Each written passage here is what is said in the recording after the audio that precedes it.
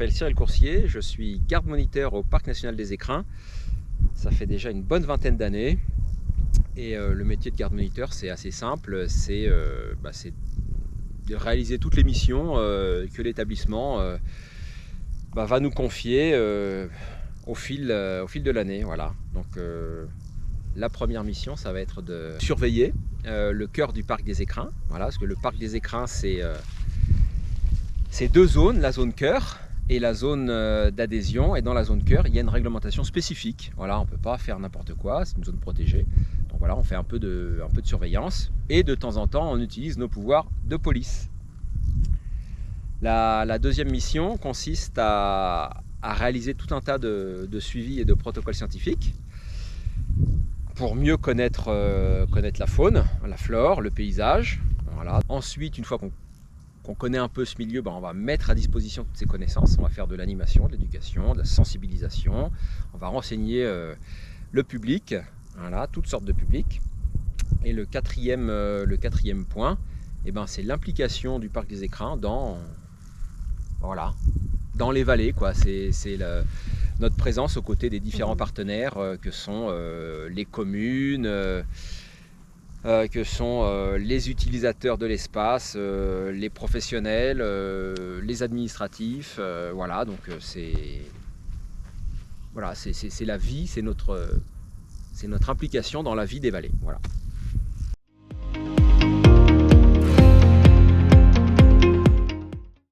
Alors un parc national en France, c'est un espace sur lequel on a mis un statut de protection afin de garder cet espace, on va dire pas intact mais presque. Voilà. C'est un espace protégé dans lequel on ne peut pas faire n'importe quoi. C'est-à-dire que le territoire sur lequel on a mis ce statut-là, il n'appartient pas au parc national.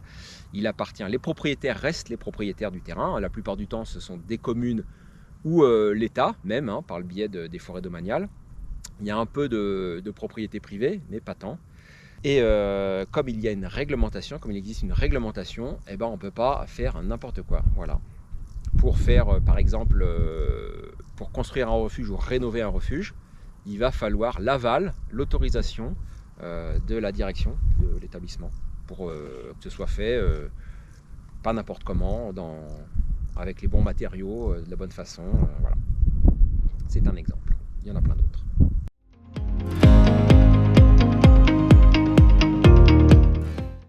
Alors un parc régional, c'est une volonté locale qui fait émerger un parc régional, c'est-à-dire que on va prendre un parc qui est assez proche du Parc des Écrins, c'est le parc régional du Queyras.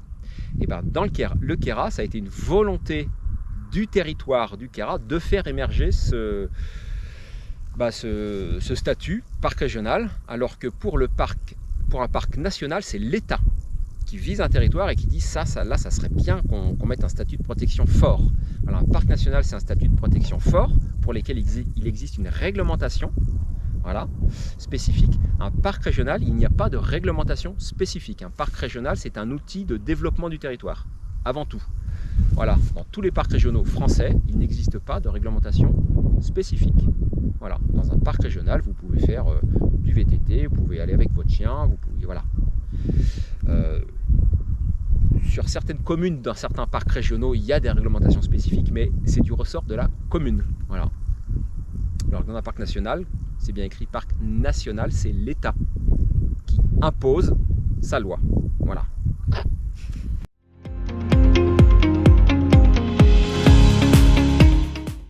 Alors, c'est ce qui perd un petit peu les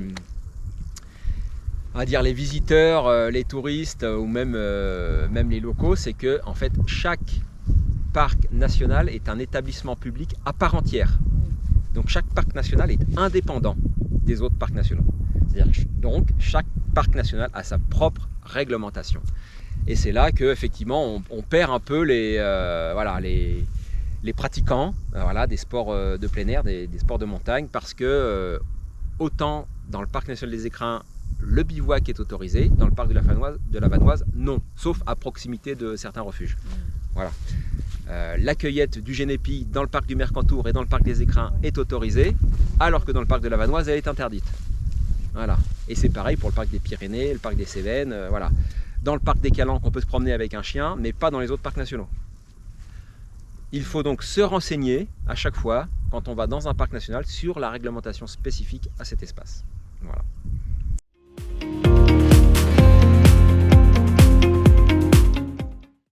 Alors un parc national peut mener tout un tas d'actions diverses et variées. On a un budget global de l'ordre de 7 millions d'euros. Sur ces 7 millions d'euros, il y a environ 1 million d'euros qui est consacré à des actions. Le reste, c'est essentiellement pour le fonctionnement de l'établissement. Mais donc on a 1 million d'euros pour justement pour pouvoir réaliser tout un tas de choses sur le territoire. Et ça va être pas mal de, on va dire, d'aide aux pratiques agricoles. Voilà, pour le pastoralisme entre autres. On va intervenir pour donner tout un tas de conseils et de sous pour des cabanes pastorales, voilà, pour des améliorations pastorales. On a des budgets aussi pour tout ce qui concerne la rénovation du petit patrimoine, voilà, pour les églises, les chapelles, l'embellissement des environnements urbains. Voilà. On a tout un tas de sous pour le dernier gros programme qui nous a pris plusieurs années et qui est toujours en cours, concerne la pratique de la randonnée itinérante avec la remise en puissance du Grand Tour des Écrins, enfin des Grands Tours des Écrins. Voilà, c'est un tour, le GR54, c'est un chemin de randonnée qui parcourt le tour du massif en une quinzaine de jours. On a réussi à obtenir des sous pour justement essayer de remettre au goût du jour les hébergements surtout, voilà, refaire du balisage. Et nous, on l'a constaté sur le terrain, en tant que garde-moniteur, je suis régulièrement dans le massif sur le terrain. Et c'est vrai c'est quelque chose qui a redonné un boost à l'itinérance. Et on a vraiment beaucoup de randonneurs qui font, pas forcément tout le GR54, mais qui font au moins une bonne partie de cette itinérance. Parce que voilà, on a réalisé un gros travail de fond pour faire un recensement des hébergeurs, pour créer un site internet qui valorise cet itinéraire. Et donc les randonneurs qui veulent faire le tour des Écrins, avec une recherche sur internet, en quelques clics, ils ont toutes les informations à disposition et ils peuvent réserver leurs hébergements, avoir les conditions en montagne.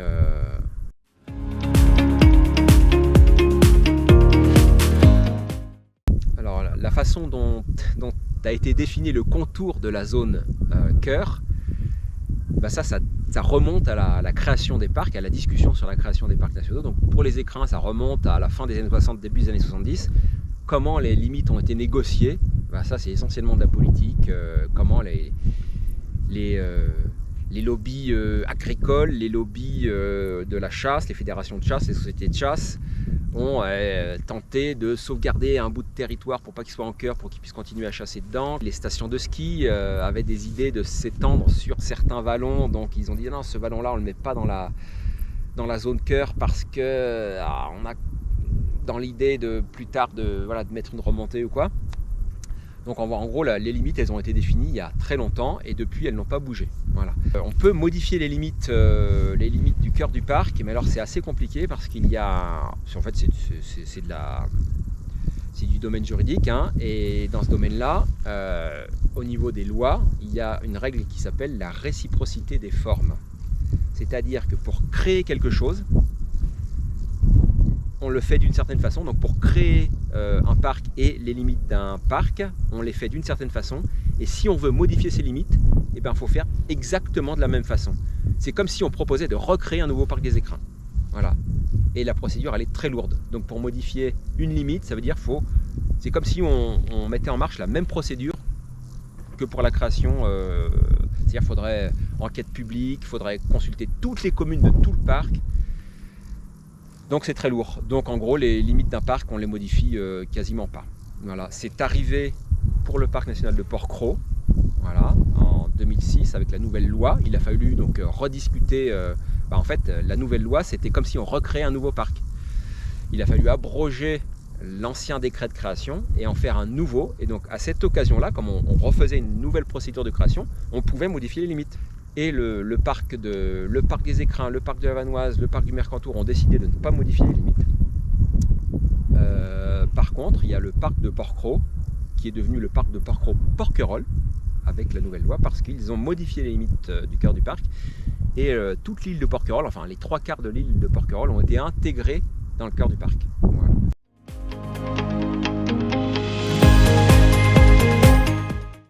Alors on sait très bien depuis très longtemps que l'homme a un impact sur son milieu. Donc nous, au niveau du parc national, pour limiter cet impact, on a développé tout un tas de choses. La première chose, c'est la réglementation. On ne peut pas faire n'importe quoi dans le cœur du parc. Voilà. C'est-à-dire qu'un propriétaire ne va pas pouvoir décider de construire un bâtiment sur sa propriété sans rien demander à personne. Il faut qu'il respecte les lois de l'urbanisme et il faut surtout qu'il demande l'autorisation au parc. Donc il y a la réglementation qui permet de ne pas faire n'importe quoi, de préserver. Il y a le fait d'avoir mis à disposition des visiteurs tout un réseau de sentiers pour découvrir le cœur du parc. Le fait d'avoir des sentiers, ça permet aux gens de ne pas aller n'importe où. On limite la fréquentation aux sentiers et à l'environnement très proche des sentiers. Voilà. Enfin, on a un maillage de refuges qui est assez important et assez conséquent, c'est-à-dire que même si on n'interdit pas le bivouac dans le cœur du parc des Écrins, on peut faire de l'itinérance et passer une nuit en refuge. Voilà, donc les refuges sur lesquels on a un petit droit de regard entre guillemets, c'est-à-dire qu'on va jeter un œil sur comment ça se passe l'approvisionnement en eau, sur l'épuration, sur le rejet des déchets, etc. La chasse est interdite, voilà, les chiens sont interdits. Après, ce qu'on n'a pas encore décidé de limiter, c'est le nombre de personnes sur un site. Voilà. Pour l'instant, dans le massif des Écrins, il n'y a pas de limitation de la fréquentation dans certains vallons, contrairement à certains espaces où, justement, sur Porquerolles, ils parlaient de limiter le nombre de personnes sur l'île par jour. Voilà. Nous, le seul espace qui est interdit à la fréquentation dans le cœur du parc, c'est la réserve intégrale du Lovitel. Voilà, c'est un statut très particulier où on a au fond du vallon du Lovitel un espace qui est déjà géographiquement restreint et peu accessible, qui est limité par des grandes falaises, voilà. Et c'est une zone d'étude pour nous où on regarde, donc elle a été créée en 1995 et depuis 1995, ça commence à faire un petit moment, on regarde comment le milieu évolue sans aucune fréquentation humaine, sans aucune activité humaine. C'est-à-dire que la dernière activité forestière ou agricole a eu lieu juste après-guerre. Voilà, depuis, il n'y a plus d'agriculture, plus d'exploitation forestière depuis quasiment 80 ans. Voilà.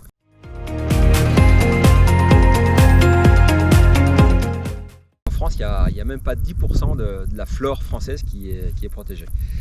Donc dans le parc des Écrins, on a en gros à peu près 2500 espèces de plantes différentes. Et sur ces 2500 espèces de plantes différentes, on doit avoir, j'ai pas fait le compte, mais l'ordre d'idée, c'est à peu près 200 espèces protégées. Alors protégées, qu'est-ce qu'on entend par protégées? Il y a différents statuts de protection par rapport à la flore. Il y a les espèces qui sont protégées complètement au niveau national, c'est-à-dire qu'on n'y touche pas, on ne les cueille pas, on ne les ramasse pas, rien, aucune partie. Voilà. Ensuite, il y a les espèces qui sont protégées dans le sens où elles sont réglementées. Ça va être le cas dans le cœur du parc pour le génépi, par exemple, pour les petits fruits, myrtilles, framboises, etc. Voilà. Le génépi, la cueillette est limitée à 100 brins par personne et par jour. Et c'est assez facile, là on essaye de pas trop perdre le cueilleur de génépi. Pour le département des Hautes-Alpes et pour le département de l'Isère, c'est la même chose.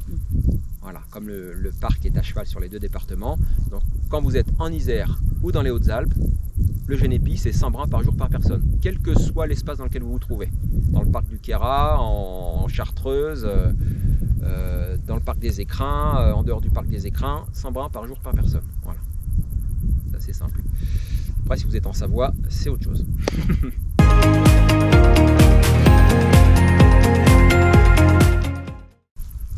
Sur le massif des Écrins, on recense tout un tas d'espèces, qu'elles soient animales ou végétales. Alors c'est très difficile de savoir exactement combien il y a de chamois, combien il y a de bouquetins. Voilà. Alors il y a des espèces, tant qu'il n'y en a pas beaucoup, on va pouvoir avoir une idée un peu précise de combien d'animaux on a. C'est le cas de des colonies de bouquetins, parce qu'on en a assez peu, donc les colonies de bouquetins du Champsaur Val-Godemar, qui s'étendent un peu sur la Valouise et un peu sur l'Embrunais, parce que c'est en croissance, donc on a une idée d'à peu près de combien on en a. Pareil pour la colonie de bouquetins des Cerces, mais ensuite pour les bêtes qui sont beaucoup plus, on va dire,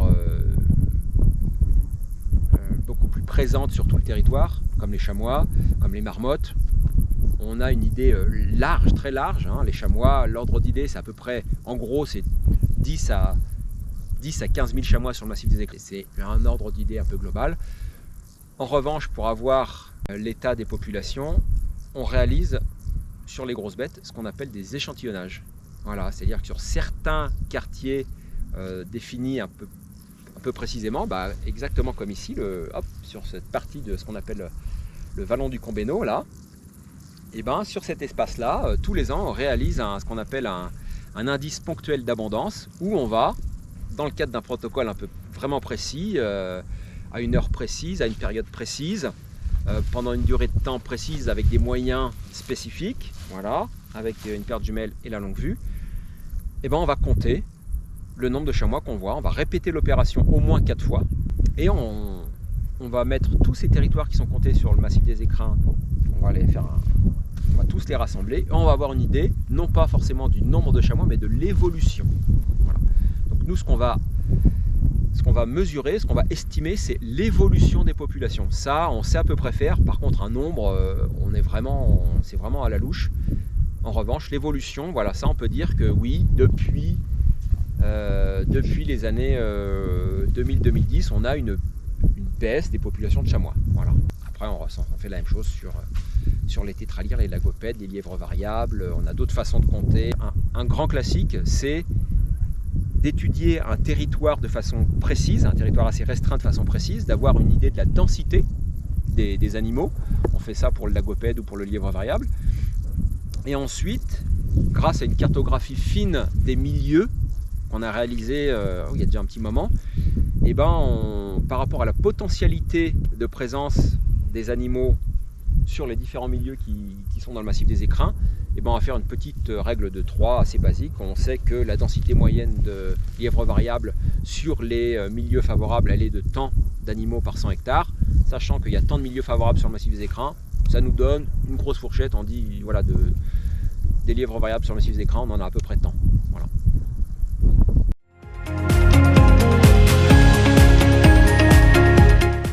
Le parc national, c'est un espace qui va mener beaucoup de suivi et d'études sur le milieu, et qui de temps en temps va se servir de ces études pour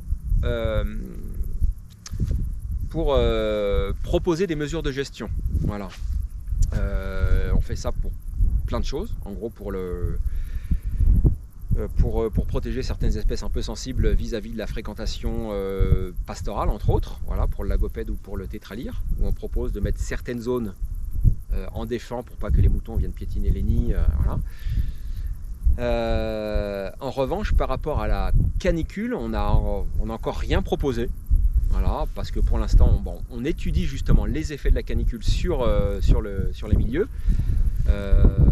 Entre autres via différents programmes qu'on appelle des programmes sentinelles, c'est-à-dire que voilà, on a des suivis un peu précis en ce qui concerne les alpages. On a créé un gros programme qui s'appelle Alpage Sentinelle. On a fait la même chose avec les lacs, un programme qui s'appelle Lac Sentinelle. Et dans le cadre de l'implication des professionnels de la montagne, on a aussi monté un programme qui s'appelle Refuge Sentinelle, où là on implique les chercheurs, les accompagnateurs, les guides, les gardiens de refuge sur la recherche sur leur territoire, quoi, hein. On les met à profit pour justement constater les évolutions de façon formelle, pas juste à l'impression. Non, on recueille des chiffres. Voilà, vraiment dans le cadre d'un protocole bien défini. Et effectivement, on se rend compte que voilà, la canicule a des impacts, mais on n'a pas encore proposé de mesures, voilà, de gestion. Enfin, l'effet qu'on constate, c'est que voilà, les chamois et les marmottes, en pleine journée, quand il fait chaud, on ne les voit pas. Elles sont toujours là, les marmottes. Voilà. Sauf que avant, à 10h du matin, il faisait encore un peu frais en montagne.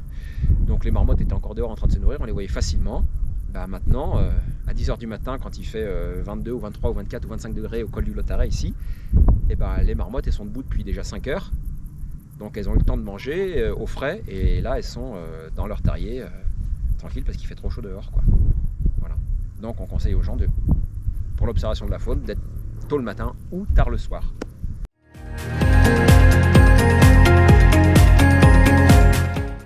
Pour être garde moniteur dans un parc national, il faut passer un concours de la fonction publique. Voilà, parce que les gardes moniteurs, ce sont des fonctionnaires, vu qu'on travaille pour un établissement national public. Voilà. Et ce concours, il a lieu, ça dépend, tous les ans, tous les 2 ans, c'est en fonction des besoins. Et c'est un concours, avant c'était un concours de niveau 3e, BEPC, maintenant c'est un concours de niveau bac. Et quand on passe ce concours, c'est un concours qui s'appelle, c'est un concours pour intégrer le corps des techniciens de l'environnement. Et les techniciens de l'environnement sont amenés à travailler dans 2 établissements, enfin 2 types d'établissements différents, les parcs nationaux, essentiellement, hein, et l'Office français de la biodiversité. Voilà, l'Office français de la biodiversité, c'est on va dire, c'est le service de l'État qui est présent dans tous les départements français et qui traite des sujets environnementaux. Voilà. Donc quand on est dans un parc national, il y a les agents du parc national qui s'occupent de l'environnement dans cet espace-là, et quand il n'y a pas de parc national dans un département, voilà, tout ce qui a trait à l'environnement, ce sont les services de l'Office français de la biodiversité qui vont gérer ça, quoi. Et quand on passe le concours, voilà, il y a en gros une centaine de places à chaque fois que le concours se présente, enfin entre 50 et 100 places. Si on réussit le concours, on est affecté à un des services départementaux de l'OFB ou une des rares places qu'on va avoir dans les parcs nationaux. Voilà. Après, dans le cadre des mutations, on peut être affecté au service départemental de l'OFB de l'Orne, pour prendre un exemple. Et puis, au bout de 2, 3, 4, 5 ans, par le biais des mutations, on va pouvoir rejoindre un parc national. C'est possible. Et pour ça, il faut mieux faire des études plutôt centrées sur tout ce qui est sciences de la nature et de la vie. Voilà. Et si en plus on a quelques passions naturalistes, c'est mieux. Voilà, si on connaît déjà bien le fonctionnement des écosystèmes, ça aide pas mal. Voilà.